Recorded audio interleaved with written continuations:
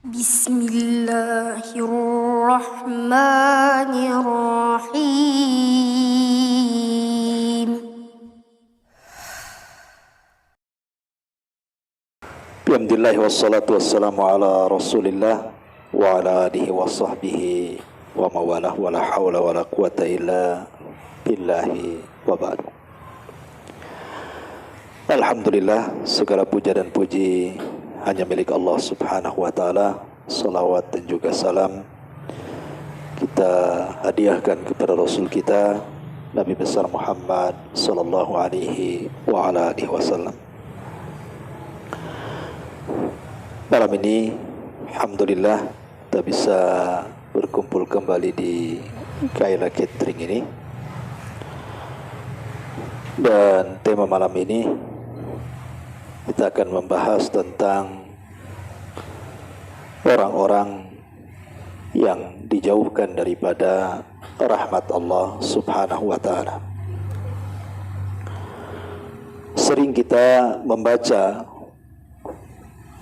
surah Al-Fatihah minimalnya 17 kali dalam sehari kalau melihat dari jumlah sholat wajib yang kita lakukan. Kita sering membaca setelah Alhamdulillahi Rabbil Alamin Ar-Rahman Ar-Rahim. Ar-Rahman Ar-Rahim, dua-duanya terkandung sifat rahmat. Bedanya, kalau Ar-Rahman itu rahmat Allah yang terbatas. Kalau Rahim, rahmat Allah yang tidak terbatas. Atau dengan kata lain, Ar-Rahman itu rahmat Allah hanya diberikan di dunia saja. Kalau Ar-Rahim itu rahmat Allah sampai ke akhirat. Makanya ada istilah rahmat Allah itu ada yang sifatnya umum, mencakup semua manusia. Mukminnya, kafirnya, hewannya, tumbuhannya, dan begitu seterusnya. Allah subhanahu wa ta'ala berikan rahmat kepada mereka. Walaupun orang kafir bermaksiat kepada Allah, tetap saja Allah berikan rezeki kepada mereka. Padahal Allah kalau mau bisa saja mengazab mereka. Tapi Allah biarkan mereka hidup. Allah biarkan mereka tinggal, memberikan fasilitas, kehidupan, rezeki yang banyak, kesehatan dan begitu seterusnya. Itu merupakan rahmat dari Allah subhanahu wa ta'ala. Tetapi rahmat mereka hanya sampai di dunia saja. Tetapi bagi orang-orang yang beriman, rahmat mereka sampai di akhirat. Itulah yang disebut dengan Rahim. Rahimnya Allah hanya khusus diberikan kepada orang-orang yang beriman, tapi rahmat dari Rahman itu bersyirikat antara mukmin dan kafir. Tentu bicara tentang rahmat Allah itu luas, seluas-luasnya.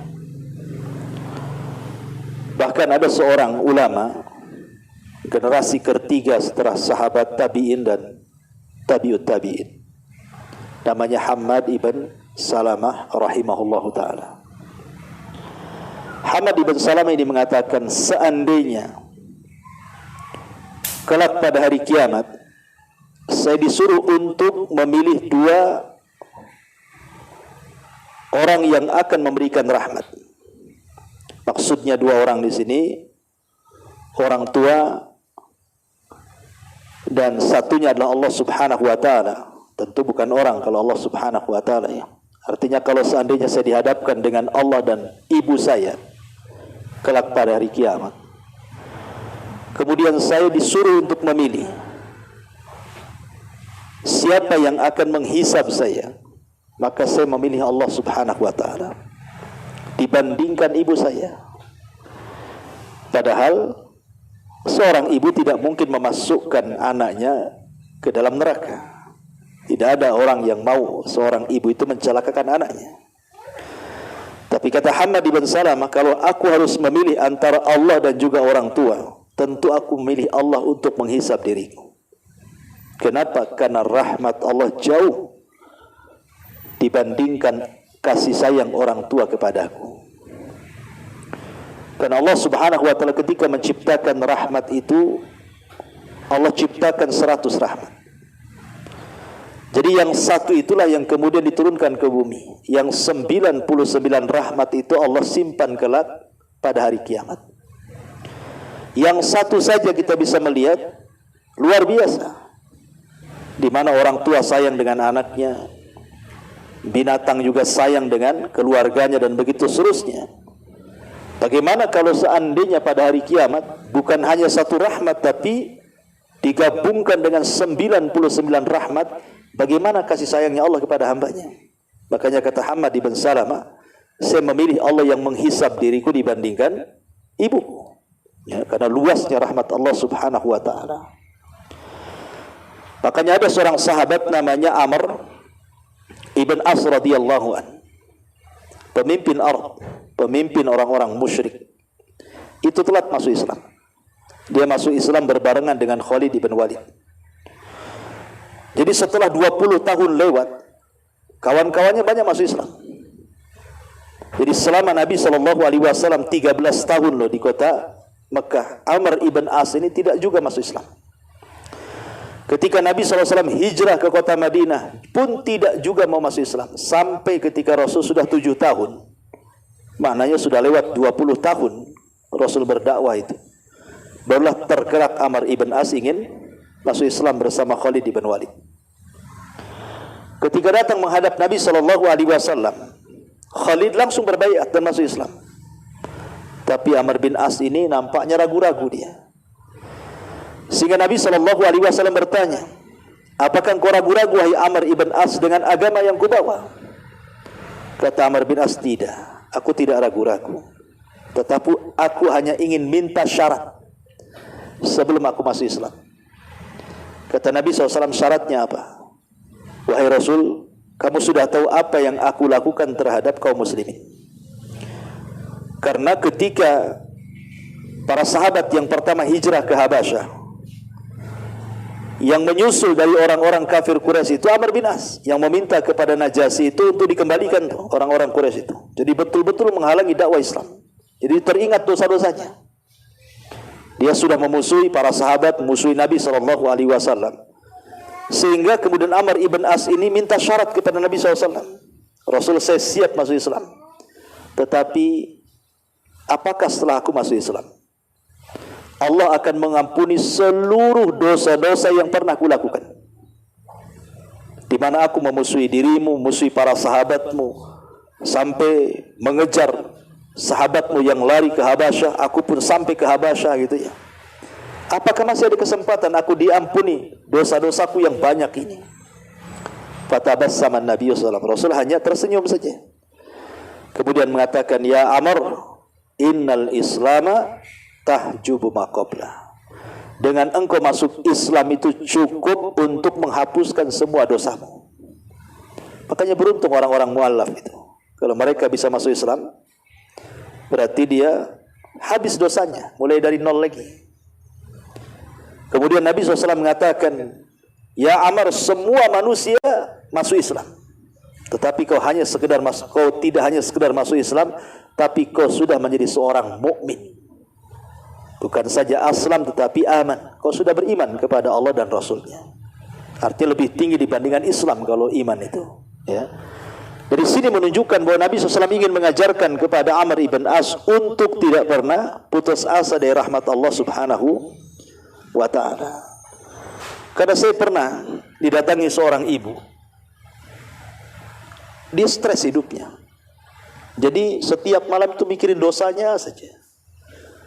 Satu sisi dia takut mati, sisi lain dia teringat dengan dosanya sehingga stres. Seolah-olah dosa yang dulu pernah dia lakukan kan, tidak akan diampuni oleh Allah Subhanahu wa ta'ala.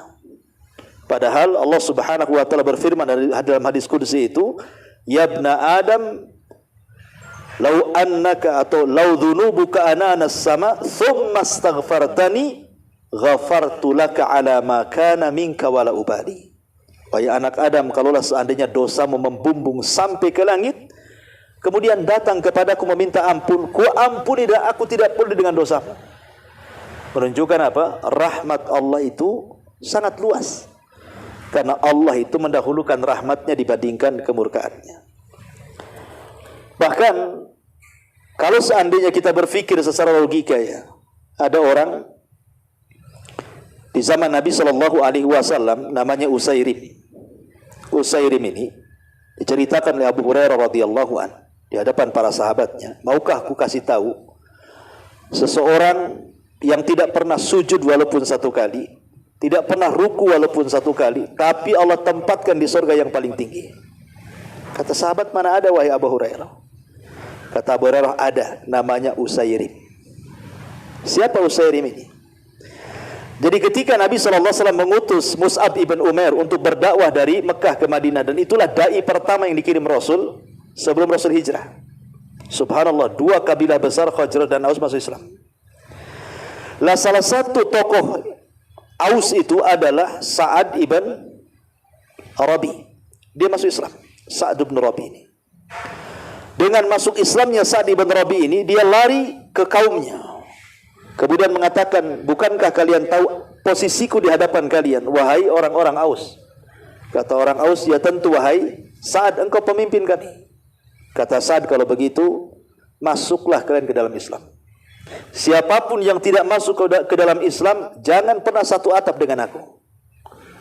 Akhirnya karena pemimpin yang meminta, satu kabilah Aus masuk Islam gara-gara Sa'ad ibn Rabi. Makanya saat wafatnya Sa'ad ibn Rabi itu arsy Allah bergoncang. 70.000 malaikat turun mengikuti jenazahnya karena mengislamkan satu kabilah. Jadi satu kabilah Aus masuk Islam kecuali satu orang namanya Usairim. Tidak mau dia. Jadi satu kabilah masuk Islam, satu orang pula menolak Islam, namanya Usairim. Jadi ketika perang Uhud, Usairim ini ingin terlibat jihad, masalahnya masih kafir. Tujuan dia itu karena melihat kabilahnya ikut jihad. Jadi dia jihad itu hanya ingin membela kabilah saja. Masa satu Aus keluar, aku tidak membela kabilah. Apa kata keluarga aku, katanya. Jadi dia keluar. Rasul, libatkan aku dalam jihad. Kata Rasul, tidak. Kamu kafir. Ya. Dia datang lagi, Rasul, libatkan aku dalam jihad. Tidak, kau kafir. Lalu apa syaratnya biar aku boleh berjihad? Membantu kabilahku, katanya. Masuklah aku ke dalam Islam. Bersyahadat. Ya. Akhirnya Usairim pun karena ingin terlibat membela keluarganya, dia pun bersyahadat, asyhadu an la ilaha illallah wa asyhadu annaka rasulullah. Masuk ke medan tempur, mati syahid. Kata Nabi SAW, aku melihat Usairim di surga, katanya. Kata Abu Hurairah, demi Allah, aku tidak pernah melihat orang yang tidak pernah sujud, tidak pernah ruku, tapi masuk surga dengan surga yang tinggi. Kata Abu Hurairah, tahukah kalian siapa? Dialah Usairim. Pertanyaannya, Usairim ini tidak pernah sujud, tidak pernah ruku. Amalannya cuma satu, jihad, kemudian masuk, mati syahid. Tetapi Allah Subhanahu wa ta'ala masukkan ia ke dalam surga. Coba bayangkan. Karena Allah sudah buat aturan. Siapapun yang masuk surga itu bukan karena amalannya, tapi yang masuk surga itu karena rahmatnya, karena kasih sayang Allah. Allah masukkan kita ke surga itu. Sebagaimana orang masuk neraka itu bukan karena dosanya, tapi karena keadilannya. Karena keadilan Allah Subhanahu wa ta'ala, Allah masukkan orang ke neraka. Sebab kalau Allah memasukkan orang ke dalam neraka karena kezalimannya, nggak ada orang tahan diadab di neraka. Tetapi orang masuk surga itu karena rahmatnya. Makanya sebesar apapun dosa kita, terkadang dengan amalan yang kecil, adalah orang dimasukkan ke dalam surga dengan rahmat Allah Azza wa Jalla. Maka di zaman Bani Israel, ada orang tidak pernah berbuat dosa, seumur hidupnya nggak pernah maksiat. Nggak pernah maksiat sama sekali. 70 tahun dia nggak pernah maksiat. Kita ini nggak bisa, kalau nggak maksiat sehari itu kayaknya nggak sah gitu ya. Ini 70 tahun nggak pernah maksiat, kemudian Allah takdirkan meninggal. Mati husnul khotimah. Kemudian dipanggil di pintu surga orang ini. Kemudian Allah katakan, udkhulul jannah bi rahmati. Masuk kau ke dalam surga dengan rahmatku, kata Allah. Kata anak muda Bani Israel mengatakan, oh tidak, aku tidak mau. Aku ingin masuk surga karena amalanku. Kalau kau masukkan surga orang yang bermaksiat, kemudian tobat, kau terima tobatnya, kau masukkan ke surga, wajar dia masuk surga karena rahmatmu. Tapi aku kan tidak pernah maksiat. Hidupku beribadah kepadamu. Aku ingin masuk surga karena amalanku, bukan karena rahmatmu ya Rabb. Kata Allah, baik. Kalau begitu hitung pahalamu yang 70 tahun itu. Akhirnya dihitung pahalanya. Rupanya pahala selama 70 tahun dia beribadah tidak sebanding dengan nikmat penglihatan yang Allah berikan kepadanya. Akhirnya dia ketakutan karena takut tidak masuk surga. Terpaksa dia mengatakan, ya Rabb, kalau gitu adkhilnil jannah bi rahmatika, masukkanlah aku dengan rahmatmu, katanya. Ya kan? Jadi semua orang itu butuh rahmat Allah, kasih sayangnya. Kita ini butuh kasih sayang Allah Azza wa Jalla. Makanya setiap hari kita diajarkan mengucapkan salam. Coba, apa sih fungsi salam itu? Assalamualaikum. Kemudian dijawab waalaikumsalam warahmatullah wabarakatuh. Di situ ada doa rahmat. Karena kita ini butuh kasih sayang Allah Subhanahu wa taala. Masalahnya, ma'asyiral muslimin wal muslimat rahimani wa rahimakumullah, ada pula orang-orang yang dijauhkan dari rahmat Allah. Dan lawan rahmat itu apa? Laknat. Jadi rahmat itu didekatkan ke surga, rahmat itu didekatkan ke laknat itu didekatkan ke neraka. Jadi ada orang-orang itu yang justru dijauhkan daripada rahmat, didekatkan pula dari laknat Allah Azza wa Jalla.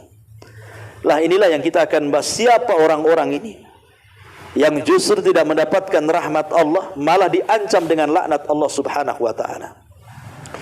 Ma'asyiral muslimin wal muslimat rahimani wa rahimakumullah. Hadis yang pertama, Nabi sallallahu alaihi wasallam bersabda, la'anallahu man dzabaha li ghairillah, wa la'anallahu man awa muhditsah, wa la'anallahu man la'ana walidayhi, wa la'anallahu man ghayyara manaral ardi. Allah melaknat, artinya Allah menjauhkan rahmat. Dari siapa? Yang pertama, orang yang menyembelih bukan karena Allah Subhanahu wa taala. Orang yang menyembelih bukan karena Allah Subhanahu wa taala. Seperti umpamanya ma'ruf di negeri kita ya kan, menyembelih untuk pantai Laut Selatan, kadang-kadang kan ada tuh acara-acara larungan, disembelih satu ekor sapi, kemudian kepalanya dilempar untuk Nyi Roro Kidul gitu ya. Itu menyembelih bukan karena Allah. Ya, atau zaman dulu kita sering mendengar ada orang yang naruh sesajen di pohon-pohon, ya kan, di gua-gua, di tempat-tempat keramat. Itu menyembelih bukan karena Allah Azza wa Jalla. Allah melaknat orang yang seperti ini. Ya, menyembelih bukan karena Allah Subhanahu wa taala. Makanya aturan penyembelihan dalam Islam itu, pertama menyembelih membaca basmalah dan sesuai dengan syar'i. Yang kedua diniatkan kepada Allah. Bukan hanya menyembelihnya saja baca basmalah, tapi niatnya juga karena Allah. Karena terkadang orang-orang yang melempar kepala kerbau ke lautan itu, terkadang ketika menyembelih baca basmalah dia, tetapi rupanya tujuannya bukan karena Allah, rupanya untuk penghuni Laut Selatan pula, atau penghuni Lumpur Lapindo. Dulu saya dengar ada kambing dilempar ke Lumpur Lapindo itu. Entah apa maksudnya gitu. Atau untuk supaya gunung tidak meletus, sudah ditaruh pula kepala kambing, meletus juga pula gunung itu. Berarti tak terima sama jinnya. Ya. Intinya bahwa menyembelih bukan karena Allah, orang ini dijauhkan dari rahmat. Ini yang pertama. Yang kedua, man awa muhditsa, orang yang melindungi orang jahat. Nah, ini hati-hati para pengacara, biasanya lawyer-lawyer ini. Sudah tahu kliennya ini orang jahat, ya kan? Yang tidak bisa dilindungi, malah mati-matian karena uang supaya dia bebas. Jelas-jelas dia pembunuh umpamanya kan. Jelas-jelas dia salah, masih dibela-bela supaya dia bebas. Naudzubillah. Ini masuk pada awa muhditsa, melindungi orang jahat. Allah laknat orang kayak gini. Ya. Kemudian yang ketiga, Allah laknat man la'ana walidayhi. Allah laknat orang-orang yang melaknat kedua orang tuanya. Kok bisa anak melaknat kedua orang tuanya? Saya kira nggak ada lah anak melaknat orang tuanya. Kalau zaman dulu, kalau zaman sekarang ya mungkin banyak kan anak melaknat kedua orang tuanya. Tapi maksudnya di sini artinya kan melaknat orang tua itu ada dua macam. Ada secara langsung, ada tidak secara langsung. Ya secara langsung mungkin seorang anak memaki orang tuanya, itu langsung tuh. Tapi ada juga tidak secara langsung. Maksudnya apa? kita melaknat orang tua orang lain, kemudian anaknya tidak terima, melaknat pula orang tua kita. Banyak kita menghina orang tua orang lain. Oh, dasar kamu itu orang tuamu bajingan kan itu. Nanti anaknya marah, oh orang tuamu kurang lebih juga bajingan. Nah, itu akhirnya apa? Memang kita tidak melaknat orang tua kita, tapi gara-gara kita orang tua, orang itu melaknat orang tua kita kan. Itulah orang seperti ini kata Rasulullah, la'anallahu man la'ana walidayhi. Ya, Allah melaknat orang yang mencela kedua orang tuanya. Kemudian yang terakhir, la'anallahu man ghayyara manaral arda. Allah melaknat orang-orang yang menggeser-geser patok tanah itu banyak di masyarakat tuh. Ya, kadang-kadang di pematang sawah dicangkul jalannya jadi sempit kan gitu ya. Atau umpamanya di kebun kadang-kadang patoknya sudah jelas pohon mangga digeser pula ke pohon duren gitu ya. Kan banyak di masyarakat ini rebutan lahan. 1 jengkal saja kata Rasulullah itu akan diikatkan di lehernya 7 lapis ke bumi. Macam mana yang mengambil tanah orang 1 hektar coba? Ya, atau 1 kapling lah kan itu ya. Ini 1 jengkal saja cukup untuk dikalungkan di lehernya pada hari kiamat 7 lapis ke bawah tuh. 1 jengkal. Nah, itu kan nggak banyak. Iya nggak banyak. Coba digali sampai 7 lapis tuh. Nah, berapa truk tuh tanahnya tuh? Ya. Gimana 1 kapling? Gimana 1 hektar kan itu? Naudzubillah. Maka ini juga termasuk orang-orang yang dijauhkan dari rahmat Allah dan didekatkan dengan laknat Allah Azza wa Jalla. Ini hadis yang pertama. Hadis yang kedua, Nabi SAW mengatakan la'anallahul wasilat wal mustawsilat wal washimat wal mustawshimat wal mutanammisat wal mutafallijat lil husni al mughayyirat li khalqillah. Kata Nabi SAW, Allah melaknat wanita-wanita yang menyambung rambut. Coba sekarang kan banyak tuh. Kadang-kadang datang ke salon, biar indah rambutnya disambung-sambung lah rambut itu kan.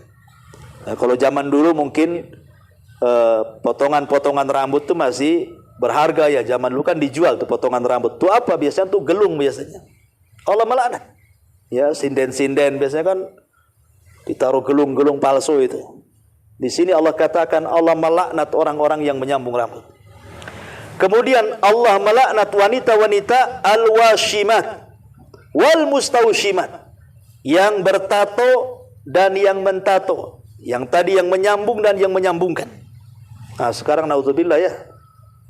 Dulu biasanya orang-orang Cina itu yang bertato. Sekarang Cina tak bertato, orang kita pula bertato-tato semua. Ya. Kadang-kadang sudah hitam, bertato hitam lagi. Tak nampak tatonya. Jadi naudzubillah, macam-macam tato sekarang ya, dari kepala sampai kaki. Naudzubillah, Allah melaknat orang-orang yang ditato dan yang mentato, dua-duanya dilaknat. Kemudian wal mutanammisat, yang cukur-cukur alis itu. Kalau laki-laki jaranglah cukur alis kan. Perempuan biasa cukur alis itu. Ngapain dicukur alis coba? Kadang-kadang dikasih spidol, spidolnya pula tak permanen, kena hujan habis lah kan itu. Malu dia.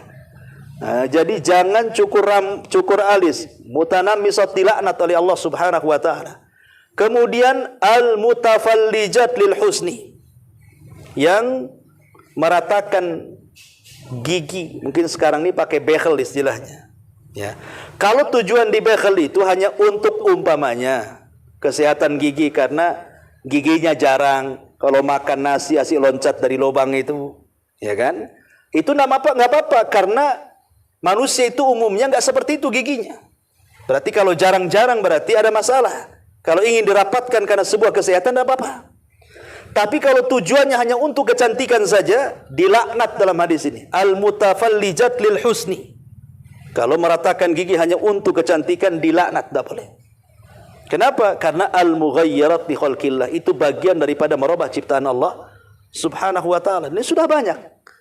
Nah, ini sudah memang di zaman sekarang ini banyak orang-orang yang dulu kan nggak pernah terkenal. Mana ada kenal orang behel dulu kan?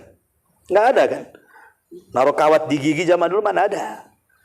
Ya, zaman sekarang masya Allah, ya pakai kawat, tak kawat dari mana tuh? Taruh di gigi itu. Tapi yang jelas bahwa ini juga orang-orang yang dijauhkan daripada rahmat dan didekatkan dengan laknat Allah Subhanahu wa taala. Kemudian hadis yang ketiga, Nabi juga bersabda dalam sebuah hadis, la'anallahu akilar riba wa mukilahu wa syahidaihi wa katibaihi kulluhum sawa indallah. Allah melaknat para pemakan riba, yang ngasih makan riba, yang menyaksikan riba, notarisnya, yang mencatatnya, semua sama hukumnya. Dan sekarang naudzubillah, ya, yang namanya riba itu luar biasa sekarang ini. Sampai sering saya istilahkan, riba itu bukan hanya di bank-bank saja, sampai ke tiang listrik ada riba. Pohon pisang ada riba, pohon mangga ada riba. Silahkan pinjam sekian, bunganya sedikit. Nah itu tempel di tiang listrik. Bayangkan, riba sampai ke tiang listrik. Sampai ke pagar-pagar rumah, sampai ke tembok-tembok tuh. Ya silakan gadekan STNK macam-macam bla bla bla bla kan itu. Memang riba ini sudah mendunia, kita tidak bisa lepas dari situ. Makanya kata para ulama, kalaupun kita tidak bisa menjauh 100%, ya minimalnya dikurangilah. Karena bagaimanapun riba ini dekat dengan laknat dan jauh daripada rahmat Allah Subhanahu wa taala. Kemudian juga Nabi SAW juga mengatakan la'anallahu ar-rasi wal murtasi. Allah melaknat para penyogok dan yang disogok. Dan sekarang masyhur, mau jadi pejabat saja nyogok, mau masuk ke PT aja nyogok, mau masuk jadi jabatan ini nyogok, semua main sogok sekarang ini. Buat KTP saja biar cepat nyogok, buat SIM nyogok, semua serba nyogok sekarang ini. Ya, katanya itu jalan pintas, iya tapi tak pantas gitu ya. Yang pantas kan seperti itu. Ya, kecuali kalau seandainya nyogok ini terpaksa karena mengambil hak, maka dibolehkan. Tapi kalau sengaja ini tidak boleh. Ya. Kemudian juga Nabi SAW mengatakan juga la'anallahu al-mutasyabbihina minar rijali bin nisa wal mutasyabbihat minan nisa'i bir rijal. Allah melaknat laki-laki yang menyerupai perempuan atau sebaliknya. Subhanallah, kan sekarang lihat. Ya. Ini memang fenomena menyerupai laki-laki perempuan atau perempuan laki-laki, subhanallah, sudah merata.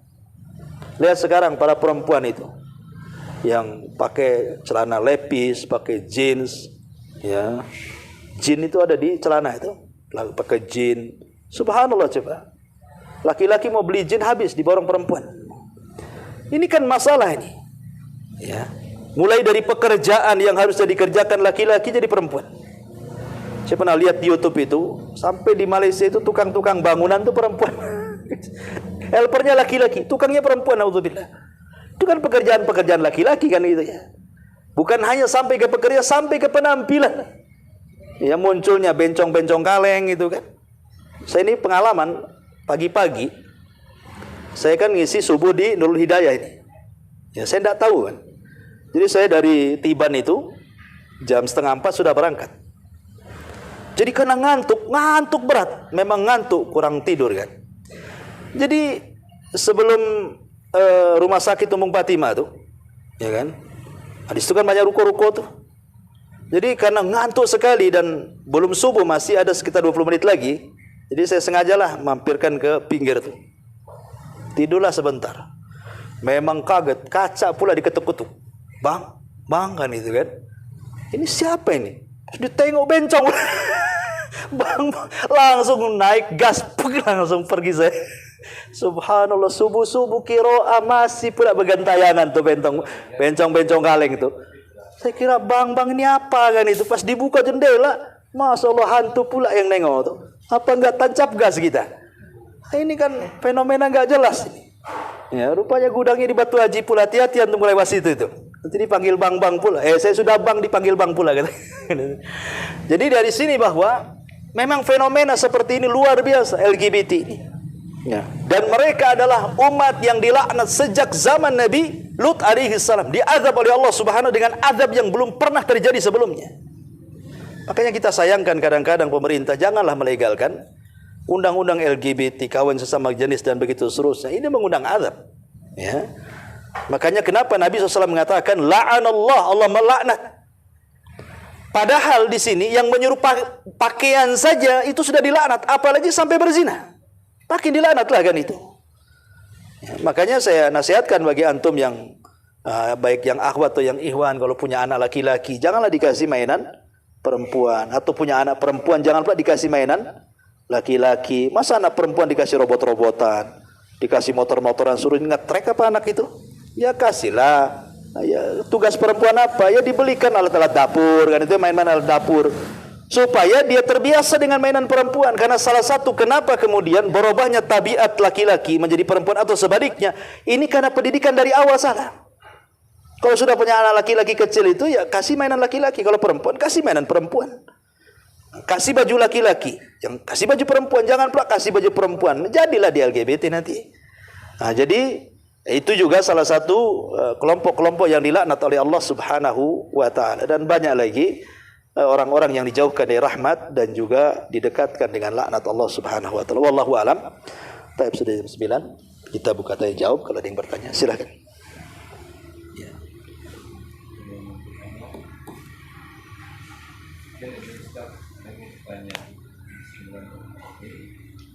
Pertama, dulu ada jadi karyawan kita yang laki-laki tapi agak wanita. Gemulai gitu ya. Kita. Ya. Ya, Allah beliau tidak lama di sini Ustaz. Nah, dan memang tidak lama tapi hampir terjadi masalah banyak di sini ketika sudah di sini. Jadi kemudian ada trauma kita menerima orang-orang yang seperti itu. Kemudian yang kedua, dulu ada juga yang kerja di sini non muslim, tapi dia pakai jubah di sini. Nah, sekarang ini banyak juga Ustaz, hampir beberapa kali kita kerja sama kita, beliau non muslim, kemudian ada juga yang perawatan laki-laki seperti perempuan. Kita sebagai pengurus usaha ini atau pengusaha ini, itu apa yang harus kami lakukan Ustaz? Iya, alhamdulillah. Sebaiknya ditolak saja. Karena LGBT ini penyakit. Dia bukan takdir, tidak. Allah hanya menciptakan Adam dan Hawa. Artinya Adam laki-laki, Hawa perempuan. Tidak ada di antara Adam dan Hawa, itu tidak ada. Berarti kalau ada memang penyakit. Dan penyakit ini menular. Ya, penyakit ini sangat menular. Pasti ada yang akan mengganggu kawannya. Karena satu sisi dia punya watak laki-laki, satu sisi pula dia wataknya perempuan kan itu. Sebaiknya ditolak saja. Karena itu penyakit, takut menularkan ke yang lainnya. Ya kalau banyak masalah memang dia sendiri sudah masalah. Ya pasti mendatangkan masalah. Dia sendiri banyak masalah tuh.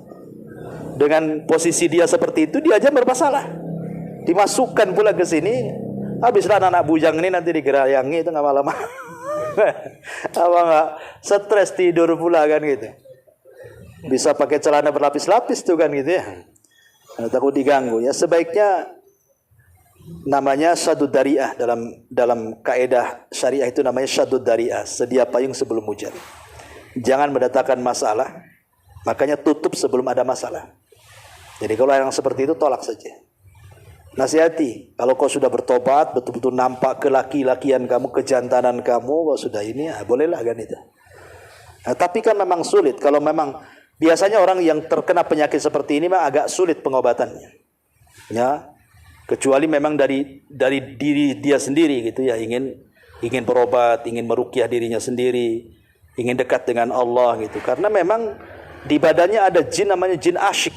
Ya, jin asyik itu jin yang paling bahaya itu. Ya, yang menghinggapi orang-orang yang punya penyakit LGBT ini. Ya memang harus betul-betul diobati. Ya kalau tidak bisa ya ke psikiater atau kemana gitu kan. Karena ada yang sifatnya memang ditularkan dari orang lain, korban akhirnya jadi gitu ya. Atau memang sejak dari kecil, ya, atau memang karena pergaulan macam-macam. Tapi itu bukan takdir, itu penyakit. Ya, jangan menyandarkan ini kan sudah takdir Allah, dari mana? Allah tidak pernah menciptakan banci. Allah hanya menciptakan Adam laki-laki dan Hawa perempuan. Tidak ada orang ketiga. Artinya bisa disembuhkan. Ya, cuman karena terkalahkan dengan syahwat, dengan syaitannya, akhirnya malas untuk menyembuhkan diri sendiri. Akhirnya selamanya seperti itu.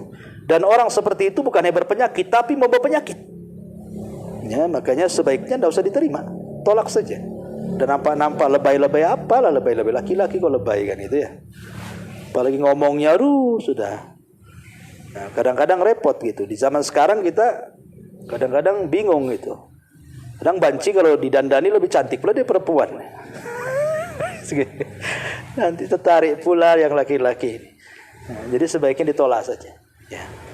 Adapun non muslim, ya non muslim ya tidak masalah diterima kalau memang dia tidak ada masalah, karena seorang non muslim dalam Islam itu, apalagi selama dia ahli kitab, dia Nasrani atau Yahudi, dia ingin bekerja ke kita di sini dan dia mengikuti aturan tadi seperti antum bilang, pakai jilbab, pakai apa, tidak ada masalah, tidak ada masalah. Terima saja, mudah-mudahan dengan masuk di sini dengan akhlak kita yang bagus, ya sedikit banyak walaupun tidak masuk agama kita tapi tidak mencela agama kita. Nah, gitu saja. Ya mudah-mudahan dapat hidayah di sini.